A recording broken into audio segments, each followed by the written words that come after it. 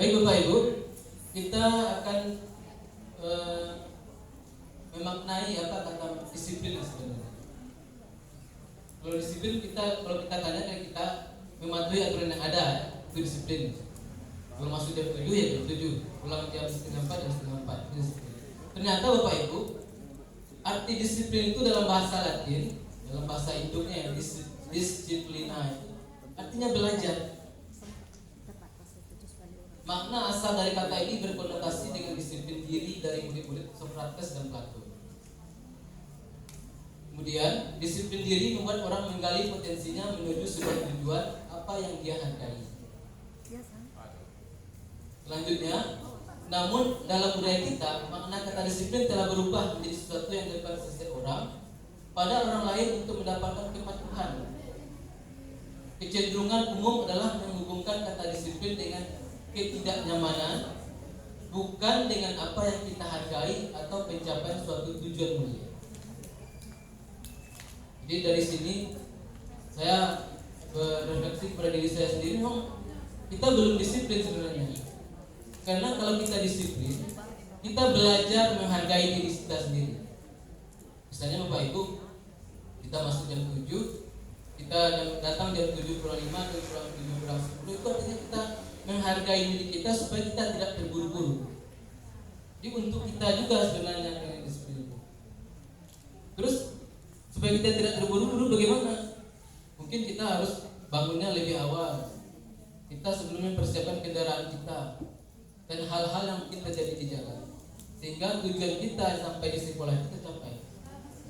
Tapi kalau kita merasa jam 7 itu harus masuk, maka kita akan menjalankan segala cara, termasuk mungkin terburu-buru tadi. Baik. Kemudian nilai-nilai kebajikan universal yang kita ambil, yaitu untuk siswa kita itu adalah kita kenal dengan profil pelajar Pancasila. Saya ulangi lagi, profil pelajar Pancasila itu Bapak Ibu beriman bertakwa kepada Tuhan Yang Maha Esa dan berakhlak mulia, mandiri, bernalar kritis, berkebinekaan global, bergotong royong dan kreatif.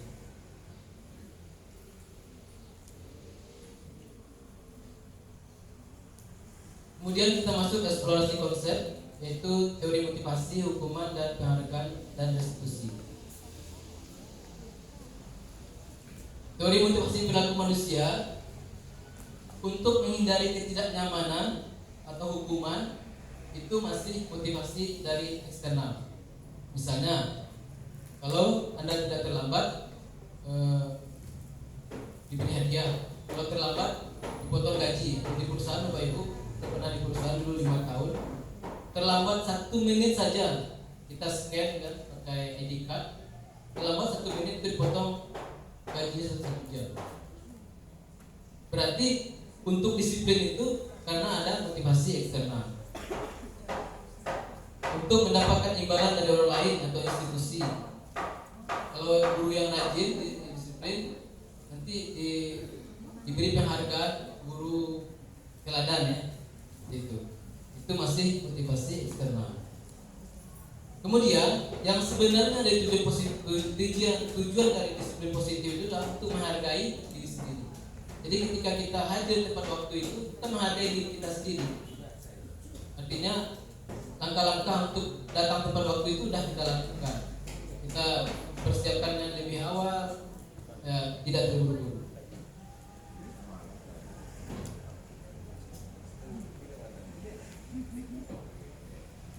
Kemudian menurut Ki Hajar Dewantara, Bapak Ibu, merdeka itu artinya tidak hanya terlepas dari perintah, akan tetapi juga cakap buat memerintah diri sendiri.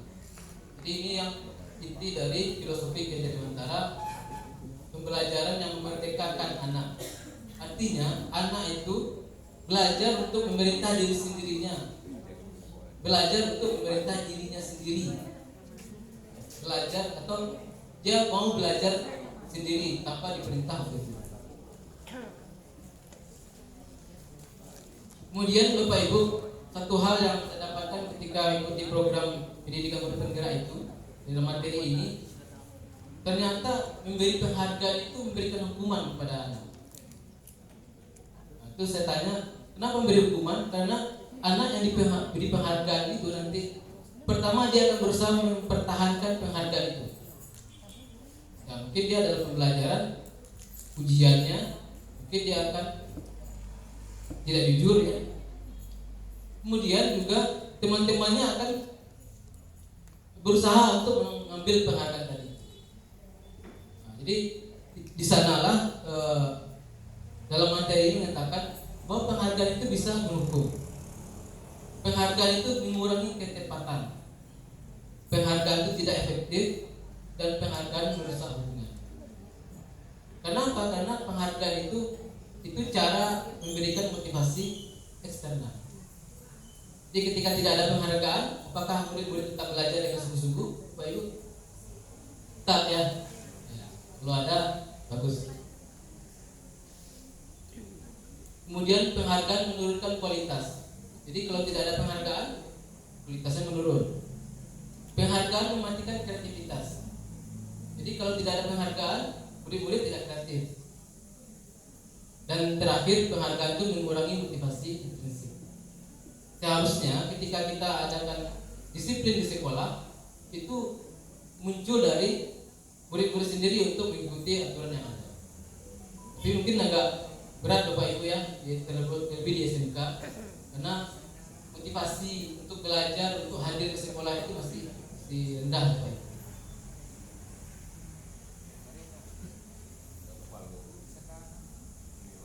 Baik Bapak Ibu, ini tindakan guru. Coba Bapak Ibu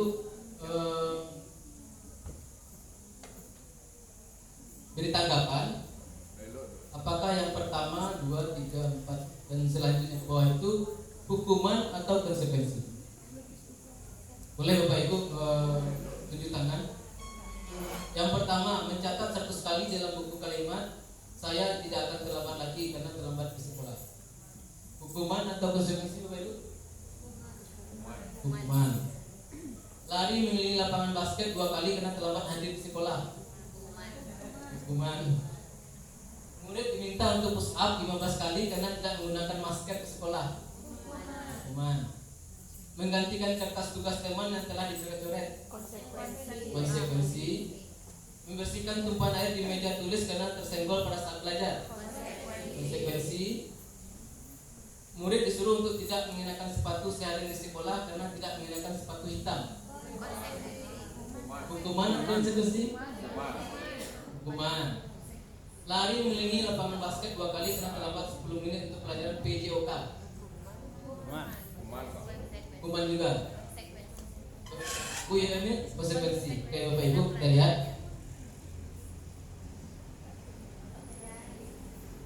Jadi yang konsekuensi itu menggantikan kertas tugas teman yang telah dicoret. Berarti kebajikan universalnya bertanggung jawab. Membersihkan tumpahan air di meja tulis karena tersenggol pada saat belajar. Konsekuensi. Lari mengelilingi lapangan basket karena terlambat 10 menit untuk belajar POK. Itu konsekuensi karena apa? Karena memang sesuai dengan belajar POK, melatih fisiknya ya.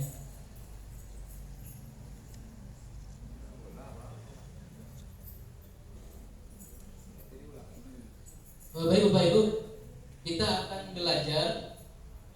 Saya akan berbagi tentang 5 posisi kontrol guru. Apakah kita sebagai penghukum, pemberi bersalah, teman, pemantau atau manajer? Selamat menyaksikan.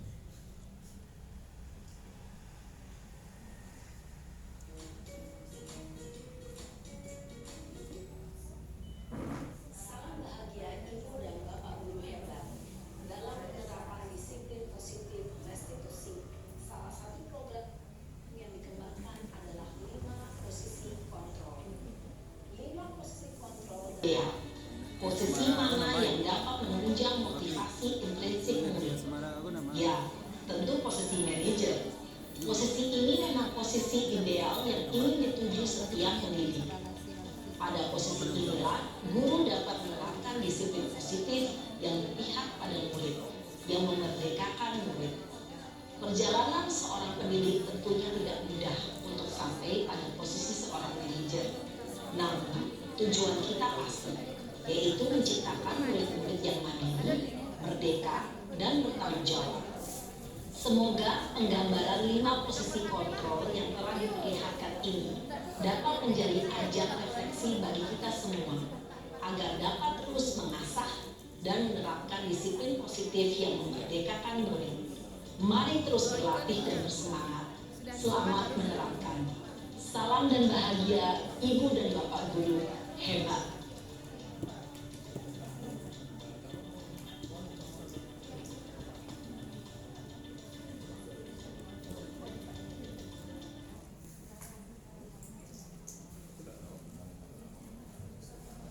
Ya baik Bapak Ibu, ada yang tertawa-tawa tadi melihat videonya, ada yang berbendung-bendung tadi. Memang seperti itulah kondisi cara menciptakan disiplin. Tapi dari 5 posisi kontrol tadi itu, tadi di akhir video kan, untuk menuju proses itu perlu waktu ya Bapak Ibu. Karena di sekolah kita juga, kalau kita berlama lembut seperti itu belum bisa kayaknya Bapak Ibu. Belum ya. Nah, masih ada yang perlu itu adalah ketegasan, jadi bukan kasar, di bahasa yang ya, tegas bukan kasar. Itu yang perlu kita latih Bapak Ibu. Baik Bapak Ibu, tadi ada di sana tuh keyakinan kelas atau kesepakatan kelas. Maka di sini saya ingin berbagi dengan Bapak Ibu bagaimana cara merumuskan keyakinan atau kesepakatan kelas yang saya pelajari di program Guru Penggerak. Bapak Ibu bersedia kan untuk terlibat? Ya, oke, terima kasih Bapak Ibu.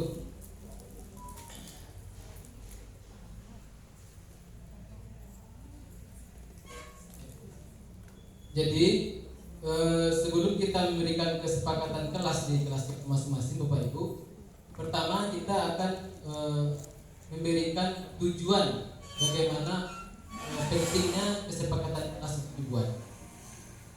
Ya, bagaimana kesepakatan kelas itu dibuat sehingga murid-murid dapat mencurahkan pendapatnya sebebas-bebasnya tanpa paksaan dari guru. Jadi kesepakatan kelas itu berbeda dari peraturan kelas. Kalau peraturan kelas mungkin di awal itu kita berdoa dulu, di akhir berdoa, kemudian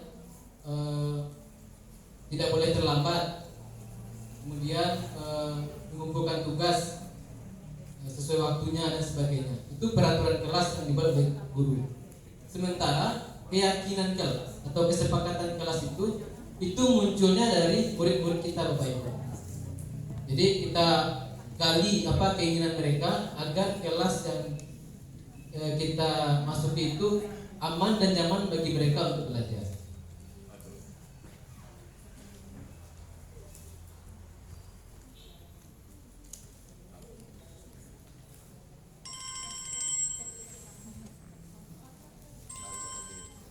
Jadi begini Bu, diagramnya. Dia ada peraturan kelas. Jadi peraturan kelas itu nanti kita ambil keyakinan kelas, sehingga dari keyakinan kelas itu akan memunculkan lingkungan yang positif. Dan dari lingkungan yang positif ini nanti akan memunculkan budaya positif. Kenapa pendidikan itu akan memunculkan budaya? Sesuai dengan filosofi Ki Hajar Dewantara Bapak Ibu, bahwa pendidikan itu adalah menyebarkan benih-benih kebudayaan. Jadi pendidikan itu akan mengasah cipta, rasa, dan karsa anak. Anak mau jadi apa itu terserah mereka. Kita sebagai guru hanya menuntun. Baik Bapak Ibu, dari kertas post-it itu atau kertas sticky note itu, saya minta Bapak Ibu memberikan menuliskan peraturan-peraturan ataupun kesepakatan-kesepakatan kita terhadap kelas kita. Silakan Bapak Ibu. Misalnya terserah Bapak Ibu mau bagaimana, dituliskan.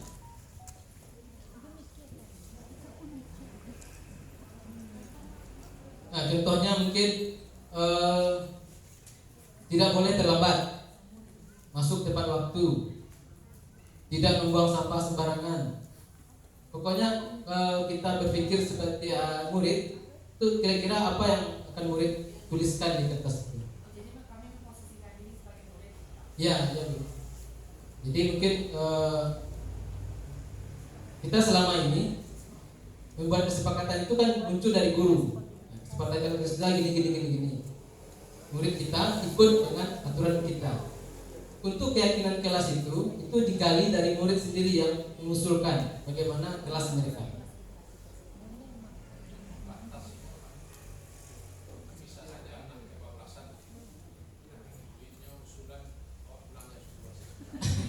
Ya boleh Pak, boleh dulu. Nanti kita ini kan ada prosesnya nanti.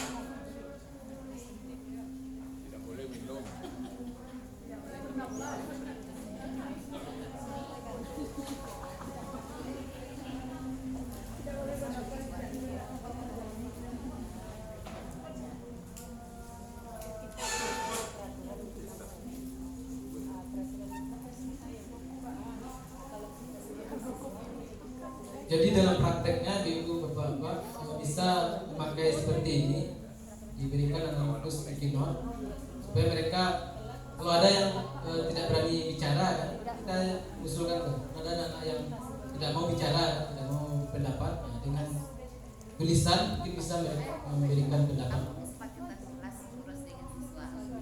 Awak sebagai siswa. Saya tak bisa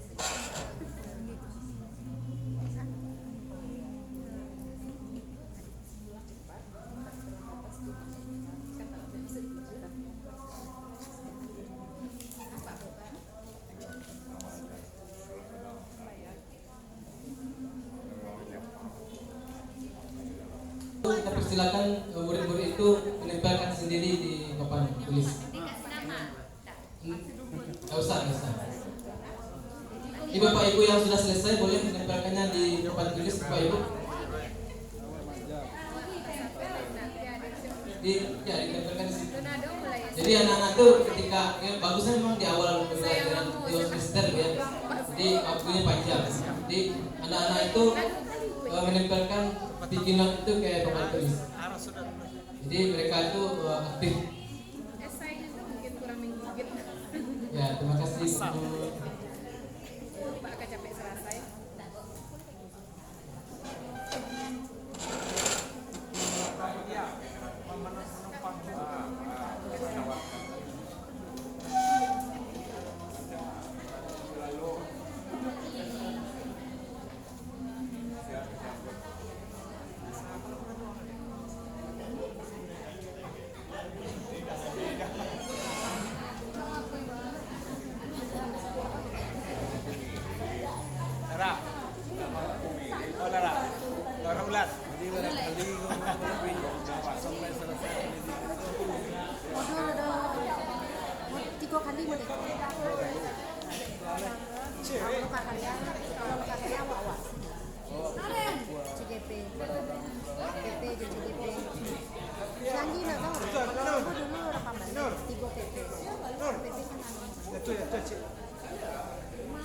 Tur tu cik lai.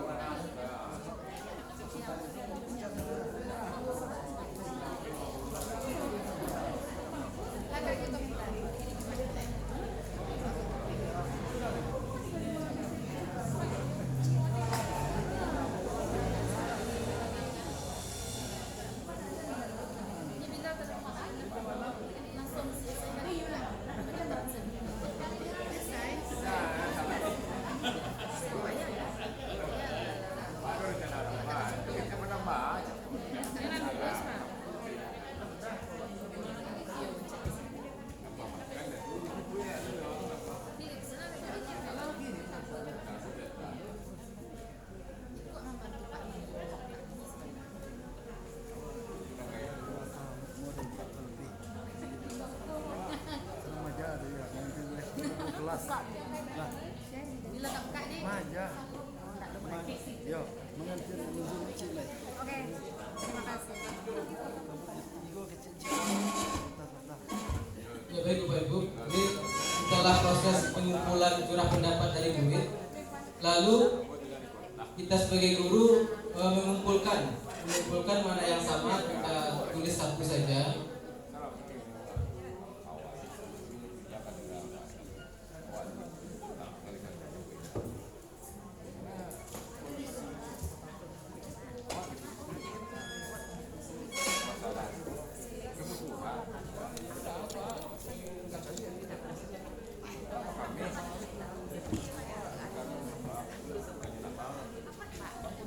Kalau disuruh murid menuliskan juga bisa Bapak Ibu. Jadi sesuatu aktif dari yang telah diusulkan siswa ini, kita lihat mana yang sama Bapak Ibu. Tidak boleh terlambat ya. Datang tepat waktu. Jadi kita tuliskan yang mana yang sama, kita tuliskan. Tidak boleh terlambat. Ada yang beri toleransi Bapak Ibu. Nah, dispensasi 5 menit. Tidak boleh terlambat. Tapi dispensasi 5 menit. Yang lain 10 menit. Nah, nanti kita tanya kepada murid Bapak Ibu. Mau 5 menit apa 10 menit? Ya 10. Nah, nanti kita buatkan. Tidak boleh terlambat tapi ada toleransi ya. Toleransi 10 menit. Itu dari kesepakatan murid-murid. Kemudian yang kedua, sampai selanjutnya Bapak Ibu, tidak boleh makan dan minum dalam kelas, tidak boleh izin keluar kelas pergi makan.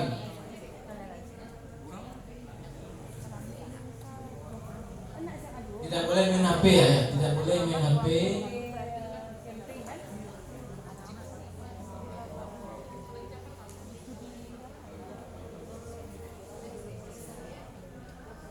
Menjaga kebersihan dan ketertiban. Menjaga kebersihan kelas ya.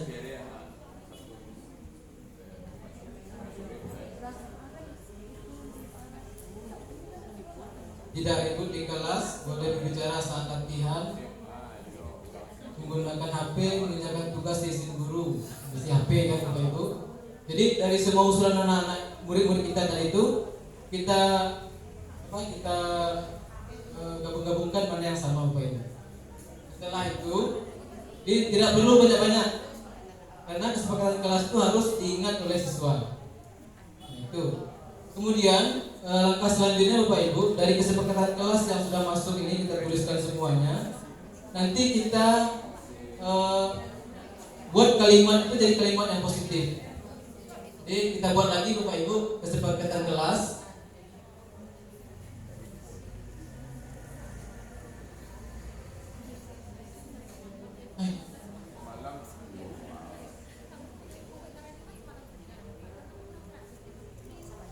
Nah, dari kesepakatan kelas yang diusulkan murid-murid kita yang tadi Bapak Ibu, itu kita ubah kalimat yang bernada negatif dengan kalimat yang positif. Misalnya tidak boleh terlambat, toleransi 10 menit. Jadi datang tepat waktu, toleransi 10 menit. Jadi kata-kata tidak, dilarang itu kita hindari Bapak Ibu. Tidak boleh main HP. Jadi menggunakan HP ketika ada instruksi guru. Jadi tidak ada itu, tidak boleh main HP. Menjaga kebersihan kelas, ini sudah positif. Menjaga kebersihan kelas atau melaksanakan piket kelas seperti ini. Jadi yang di sini Bapak Ibu kita pindahkan ya, tidak boleh terlambat, di datang tepat waktu.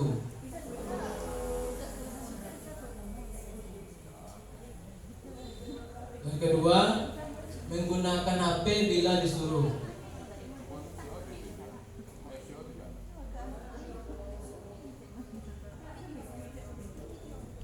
Yang ketiga, menjaga kebersihan kelas.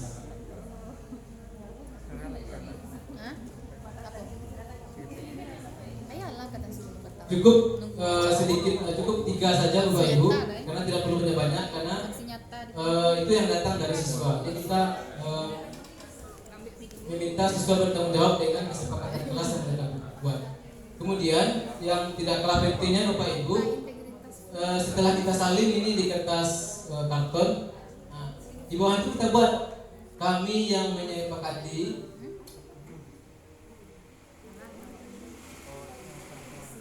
disuruh siswa itu menandatangani kertas karton tadi Bapak Ibu. Jadi seperti itulah proses membuat keyakinan kelas atau kesepakatan kelas. Jadi jika ada anak-anak kita di saat proses pembelajaran kita, seperti video tadi, apakah kamu mengingat keyakinan kelas kita? Jadi kalau ada anak yang ketahuan main HP itu Bapak Ibu, nanti kita seperti itu bahasannya. Apakah kita ingat dengan kesepakatan kelas kita? Kalau dia ingat, berarti dia bertanggung jawab dengan kesepakatan kelas. Jadi digali dari murid. Jadi kita itu berusaha murid itu sebagai tujuan utama kita. Oke Bapak Ibu, mungkin itu saja yang dapat saya sampaikan. Mudah-mudahan ada manfaatnya dalam pembahasan ini. Saya juga dalam proses belajar. Terima kasih atas perhatian dan kedatangan Bapak Ibu. Mohon maaf apabila dalam penyampaiannya ada kata yang kurang tepat. Bila taufiq hidayah. Assalamualaikum warahmatullahi wabarakatuh.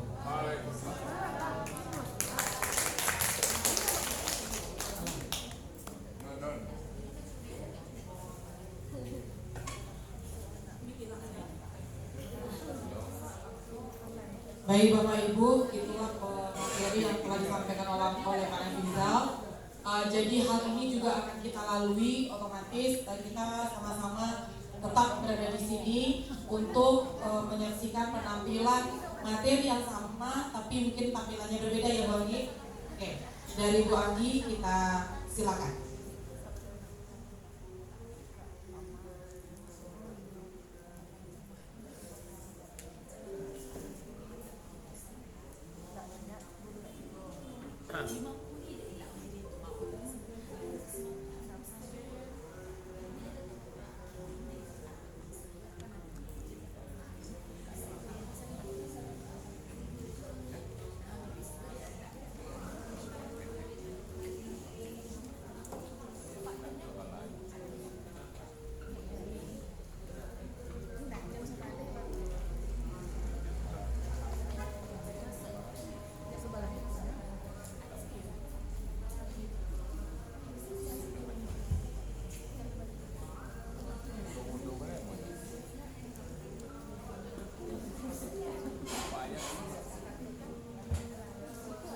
Assalamualaikum warahmatullahi wabarakatuh.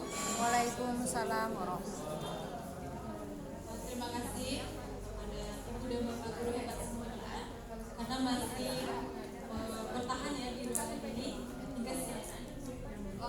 Terima kasih kepada moderator sudah memberikan kesempatan kepada saya untuk menyampaikan aksi nyata atau diseminasi ya Pak ya mengenai modul 1.4 budaya positif yang sudah dilakukan di sekolah.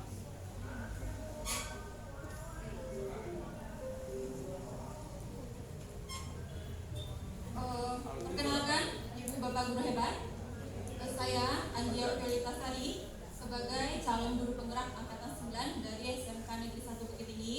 Kemudian ada di sana pengajar praktik yaitu Bapak Evandra Kurnia SPD dan juga fasilitator Bapak Sucipto SPD SD.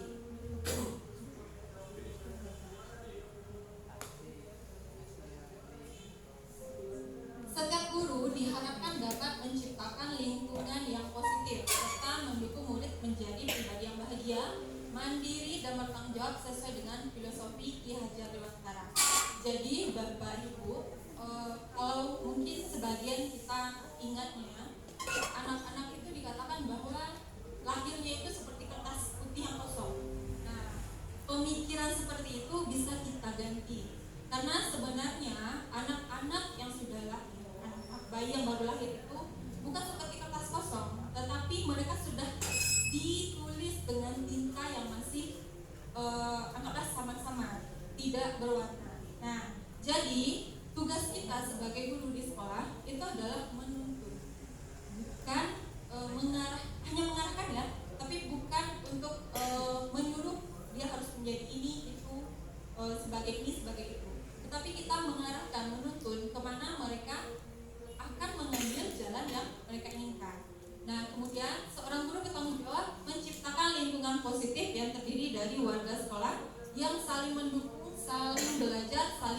bersama sehingga tercipta kebiasaan-kebiasaan yang baik. Nah, dari kebiasaan-kebiasaan baik ini nantinya akan tumbuh karakter-karakter baik dari warga sekolah.